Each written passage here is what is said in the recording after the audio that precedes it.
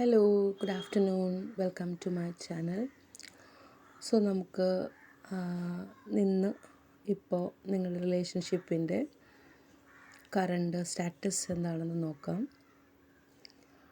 Okay, so ഇതൊരു general reading ആണ്, genderless reading ആണ്. ആർക്ക് വേണമെങ്കിലും കേൾക്കാം.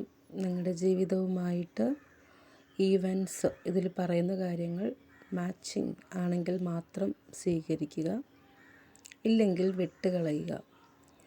നിങ്ങളുടെ ജീവിതത്തിൽ നെഗറ്റീവ് കാര്യങ്ങളില്ല എങ്കിൽ ഇതിൽ പറയുമ്പോൾ ഇതെൻ്റെ ജീവിതത്തിൽ ഉണ്ടായിരിക്കുമോ എന്ന് ചിന്തിച്ച് അതിനെ അട്രാക്റ്റ് ചെയ്യാതിരിക്കുക. അപ്പോൾ തന്നെ വിട്ടുകളയുക, അല്ലെങ്കിൽ റീഡിങ് കാണുന്നത് നിർത്തുക. ഓക്കെ, സോ നമുക്ക് ആദ്യം ഒറക്കിൾ കാർഡിൻ്റെ എനർജി നോക്കാം. എനിക്ക് ആദ്യം തന്നെ കിട്ടിയിരിക്കുന്നത് സ്റ്റാബ്ഡ് ഇൻ ദ ബാക്ക് എന്നാണ്. ഒരു ഹാർട്ട് ബ്രേക്ക്, ഒരു പെയിൻ, സെപ്പറേഷൻ, ഒരു ഷോക്കിംഗ് അറ്റാക്ക്, ഇതൊക്കെയാണ് എനിക്ക് stabbed in the back. Okay, പുറകിൽ നിന്ന് കുത്തി എന്നുള്ള രീതിയിൽ അതിൻ്റെ ഒരു ഹാർട്ട് ബ്രേക്കിലാണ്, സെപ്പറേഷനിലാണ്. രണ്ടാമത് വന്നിരിക്കുന്നത് ക്യാമറ എന്ന് പറയുമ്പോൾ ലേൺ ഫ്രം ദ പാസ്റ്റ്. പണ്ട് നടന്ന കാര്യങ്ങളിൽ നിന്നും നിങ്ങൾ പാഠങ്ങൾ പഠിക്കണമെന്നാണ്. Make memories. ഓക്കെ, മൂന്നാമത് വന്നിരിക്കുന്നത് ദ ഗ്രിം റിപ്പറാണ്. ദ ഗ്രിം റിപ്പർ എന്ന് വെച്ചാൽ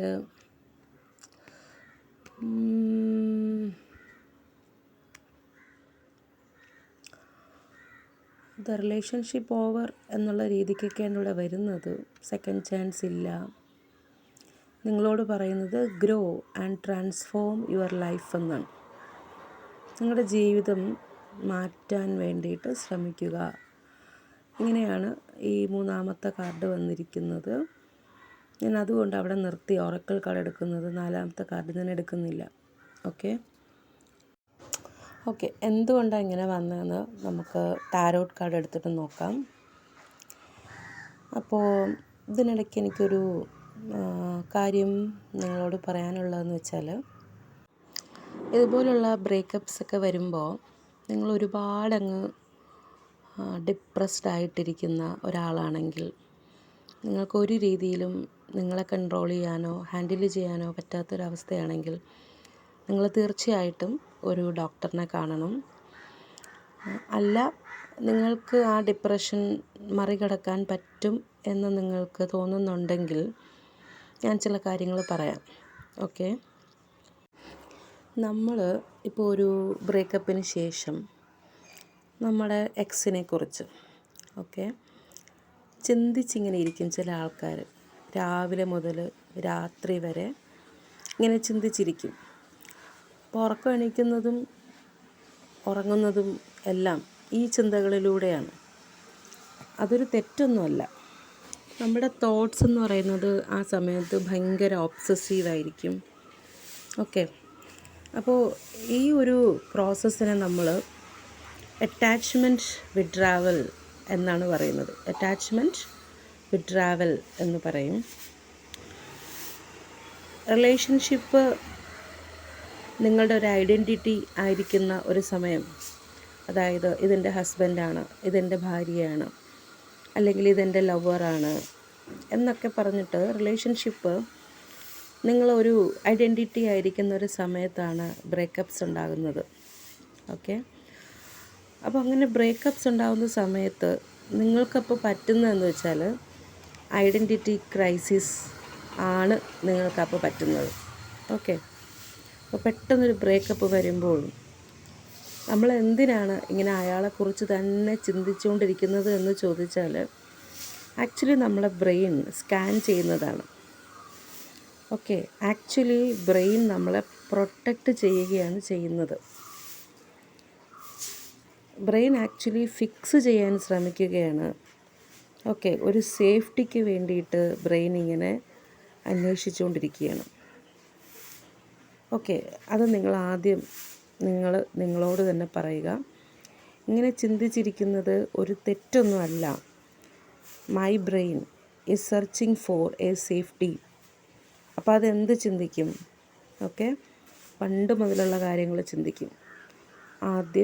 ആദ്യമായിട്ടൊരു ഗുഡ് മോർണിംഗ് മെസ്സേജ് വന്നത് മുതൽ, ഓക്കെ, രണ്ടാമത് വന്നത് മുതൽ ഈച്ച് ആൻഡ് എവരി കാര്യങ്ങൾ, നിങ്ങൾ ചിരിച്ചത്, സംസാരിച്ചത്, ഒരുമിച്ച് കഴിച്ചത്, അല്ലേ, നിങ്ങൾ ഒരുമിച്ചുണ്ടായിരുന്നപ്പോൾ ഉള്ള കാര്യങ്ങൾ, ഈച്ച് ആൻഡ് എവരിതിങ് ഈ ബ്രെയിൻ ഇങ്ങനെ കുത്തിപ്പൊക്കി ഇങ്ങനെ നിങ്ങൾക്ക് തന്നുകൊണ്ടിരിക്കും. അതെന്ന് പറയുന്നത് actually that is A process. Brain വീണ്ടും വീണ്ടും വീണ്ടും ചെക്ക് ചെയ്യുവാണ് എന്താണ് നടന്നത് എന്ന്. അപ്പോൾ ഈ ഒരു കാര്യം സംഭവിക്കുന്ന സമയത്ത് ആക്ച്വലി നിങ്ങൾ ചെയ്യേണ്ടതെന്ന് വെച്ചാൽ step back and observe. Brain അത് ചെയ്തോട്ടെ, പക്ഷെ നിങ്ങൾ അതിലങ്ങ് ഒരുപാട് ഇൻവോൾവ് ആവണ്ട. ബ്രെയിൻ ചെക്ക് ചെയ്തോട്ടെ. നിങ്ങൾ ആ സമയത്ത് ഒന്ന് സ്റ്റെപ്പ് ബാക്ക് ചെയ്യുക, എന്നിട്ട് ഒബ്സർവ് ചെയ്യുക. ബ്രെയിന് ഒരുപാട് ക്വസ്റ്റ്യൻസ് ഇങ്ങനെ ചോദിക്കും. നമ്മളെ അവർക്ക് വേണ്ടേ? നമ്മൾ അവർക്ക് അത്ര പോരായിരുന്നു? വേറെ ആരെയെങ്കിലും കാണുന്നുണ്ടോ? അല്ലേ, നമ്മളില്ലാതെ അവർ ഹാപ്പിയാണോ?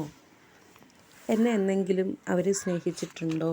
ഇങ്ങനെയുള്ള ക്വസ്റ്റ്യൻസ് എല്ലാം ബ്രെയിൻ ഇങ്ങനെ ചോദിച്ചുകൊണ്ടിരിക്കും. ഓക്കെ, ഈ ക്വസ്റ്റ്യൻസ് എന്ത് ചെയ്യുന്നു എന്ന് വെച്ചാൽ ഇമോഷണൽ സ്റ്റെബിലിറ്റി നിങ്ങൾക്ക് തരില്ല. ഈ ക്വസ്റ്റ്യൻസ് ഇങ്ങനെ നിങ്ങളോട് തന്നെ ഇങ്ങനെ ചോദിച്ചുകൊണ്ടിരിക്കുമ്പോൾ ആ ക്വസ്റ്റ്യൻസിനെ പുറകെ നിന്ന് പോയാൽ നിങ്ങൾക്കതൊരു ഇമോഷണൽ സ്റ്റെബിലിറ്റി തരില്ല. മറിച്ച് ഹെൽത്തി റീകണക്ഷൻസും തരില്ല. മറിച്ച് ഇത് മനസ്സിൽ ചോദിച്ചിട്ട്, അല്ലെങ്കിൽ നിങ്ങൾ അവരോട് നേരിട്ട് ചോദിച്ചാലും ഇതുപോലുള്ള ക്വസ്റ്റ്യൻസ് അവരെ കൂടുതൽ നിങ്ങളിൽ നിന്നും അകറ്റും. അതുമാത്രമല്ല, നിങ്ങൾക്ക് ഈ ഒരു ക്വസ്റ്റ്യൻസ് മോർ പെയിൻ ആയിരിക്കും തരുന്നത്. നിങ്ങൾക്ക് ചില നെഗറ്റീവ് ആക്ഷൻസും ചിലപ്പോൾ നിങ്ങൾ എടുത്തു എന്ന് വരും. നമുക്കിതിൽ എന്ത് ചെയ്യാൻ പറ്റുമെന്ന് ചോദിച്ചാൽ, നമ്മൾ ഈ ക്വസ്റ്റ്യൻസിനെ ഒന്ന് മാറ്റിപ്പിടിക്കുക.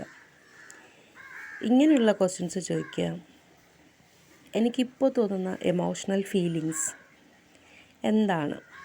സത്യത്തിൽ എന്താണ്, അല്ലെങ്കിൽ എന്തുകൊണ്ടാണ് എനിക്കിങ്ങനെ തോന്നുന്നത്? എനിക്ക് ഇമോഷണൽ സേഫ്റ്റിയാണ് വേണ്ടത് എങ്കിൽ ആ ഒരു സേഫ്റ്റി അത് എങ്ങനെ ആയിരിക്കണം? ഇങ്ങനെ ചിന്തിക്കണം. എൻ്റെ മനസ്സിനെ കാമാക്കാൻ ഞാൻ എന്താണ് ചെയ്യേണ്ടത്? എനിക്ക് കിട്ടിയ ഈ എക്സ്പീരിയൻസ് വെച്ചിട്ട് ഞാൻ എങ്ങനെയുള്ള ആളായിട്ട് മാറണം? ഓക്കെ, ഞാൻ എന്തൊക്കെയാണ് ഇനി മുതൽ ഇങ്ങനെയുള്ള കാര്യങ്ങൾ ജീവിതത്തിൽ സംഭവിക്കാതിരിക്കാൻ ഞാൻ എന്തൊക്കെ കൺട്രോളാണ് എൻ്റെ ജീവിതത്തിൽ കൊണ്ടുവരേണ്ടത്? ഈ രീതിയിലുള്ള ക്വസ്റ്റ്യൻസ് നിങ്ങളിലേക്ക് തന്നെ തിരികെ കൊണ്ടുവരും in A healthy way. Okay,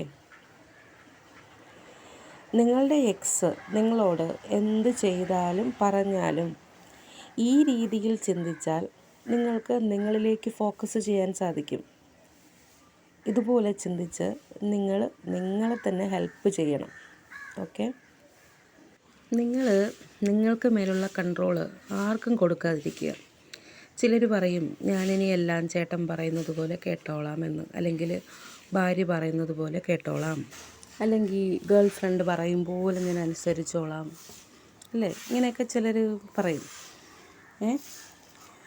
അപ്പോൾ ഒരു കാര്യം നിങ്ങളോട് പറയാനുള്ളതെന്ന് വെച്ചാൽ, ഇത് ഒരിക്കലും നിങ്ങളുടെ ചേട്ടനെ, അല്ലെങ്കിൽ നിങ്ങളുടെ ഭാര്യയെ, അല്ലെങ്കിൽ കാമുകിയെ സ്നേഹിക്കുന്നതിനുള്ളൊരു പ്രൂഫൊന്നുമല്ല ഇത്. അങ്ങനെ ചെയ്യുമ്പോൾ അവർ നിങ്ങളെ സ്നേഹിക്കും എന്ന് നിങ്ങൾ വിചാരിക്കുന്നുവെങ്കിൽ അത് തെറ്റാണ്. അങ്ങനെ നമ്മൾ ഒരാൾക്ക് സറണ്ടർ ചെയ്തു എന്ന് വിചാരിച്ചിട്ട് അവർ നമ്മളെ സ്നേഹിക്കില്ല. ഇങ്ങനെ പെരുമാറുമ്പോൾ ആക്ച്വലി അത് നിങ്ങളുടെ എക്സിനെ ഒന്നുകൂടി ഫ്രസ്ട്രേറ്റഡ് ആക്കും. കാരണം നിങ്ങളുടെ ഒരു ബ്രോക്കൺ ആയിട്ടുള്ളൊരു വേർഷനാണ് അവരിപ്പോൾ കണ്ടുകൊണ്ടിരിക്കുന്നത്. മനസ്സിലായോ? അപ്പം അതിന് പകരം നിങ്ങൾ ചെയ്യേണ്ടതെന്ന് വെച്ചാൽ, നിങ്ങളിപ്പോൾ നിങ്ങളുടെ എക്സിനെക്കുറിച്ച് ഒബ്സസീവായിട്ട് ചിന്തിച്ചുകൊണ്ടിരിക്കുകയാണ്, ഭർത്താവിനെക്കുറിച്ച് അല്ലെങ്കിൽ കാമുകനെക്കുറിച്ച് എക്സസീവായിട്ട് ചിന്തിച്ചിരിക്കുകയാണ്. അങ്ങനെ ചിന്തിച്ചിരിക്കുമ്പോൾ നിങ്ങളുടെ പെയിൻ അത് കൂട്ടുകയുള്ളൂ, കുറയ്ക്കില്ല. നിങ്ങൾ ചെയ്യേണ്ടതെന്ന് വെച്ചാൽ ആ ചിന്തകൾ വരുമ്പോൾ ആ സ്ഥലത്ത് നിന്നും പതുക്കെ മാറുക, ഒരു ചായ കുടിക്കുക, നടക്കുക. ഓക്കെ, ആൽക്കഹോൾ അഡിക്റ്റ് ആവാനല്ല പറയുന്നത്. ചായ കുടിക്കുക എന്ന് വെച്ചാൽ ചായ കുടിക്കുകയാണ്, ആൽക്കഹോൾ കുടിക്കുക എന്നല്ല. ഓക്കെ, ദീർഘമായി ശ്വസിക്കുക. ഓക്കെ, ചിന്തകൾ നമ്മുടെ തലയിലാണെങ്കിലും നിങ്ങളുടെ ബോഡി കാം ചെയ്യാം നിങ്ങൾക്ക്, അല്ലേ? ബോഡി കാമാവുമ്പോൾ നിങ്ങളുടെ മൈൻഡും കാമാകും. ചിന്തിക്കരുത് എന്നല്ല, ചിന്തിക്കും, എന്തായാലും ചിന്തിക്കും. പക്ഷെ നമ്മുടെ ബോഡി കാമാകുമ്പോൾ പതിയെ പതിയെ നമ്മുടെ ചിന്തകളും കാമാവും.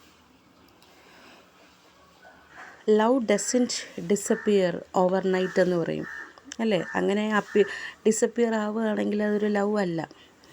നിങ്ങൾക്ക് അവരെക്കുറിച്ച് ചിന്തിക്കാം, എന്നാൽ ആ ചിന്തകൾ നിങ്ങളെ കൺട്രോൾ ചെയ്യാൻ അനുവദിക്കരുത്. ഇമോഷൻസ് കൺട്രോൾ ചെയ്യുക എന്നത് വളരെ അട്രാക്റ്റീവായിട്ടുള്ളൊരു കാര്യമാണ്.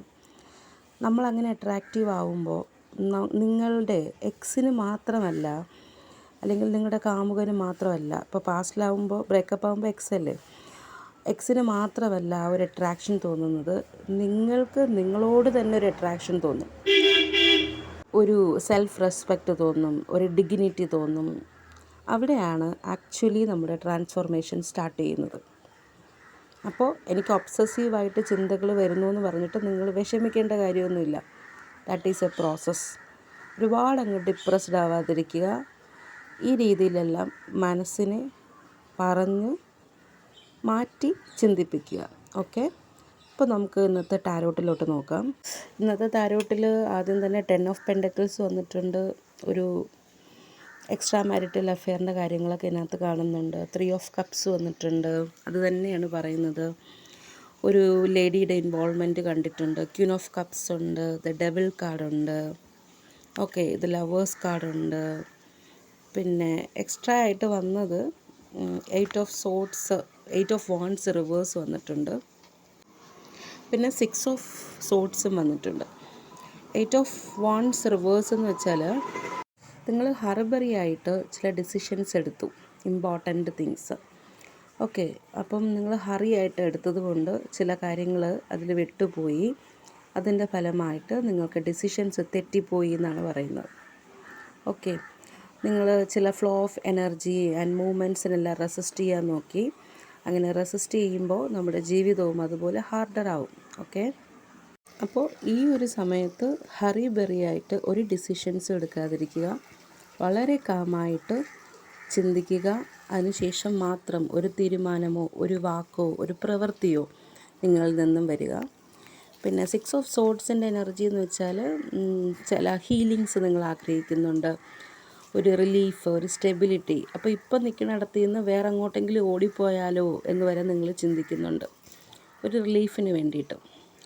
ഇപ്പോൾ ഈ 2 കാർഡുകൾ മാത്രമേ ഡിഫറെൻ്റായിട്ട് വന്നുള്ളൂ. ബാക്കിയെല്ലാം ഒരു എക്സ്ട്രാ മാരിറ്റൽ അഫെയറിനെ കാണിക്കുന്നതാണ്.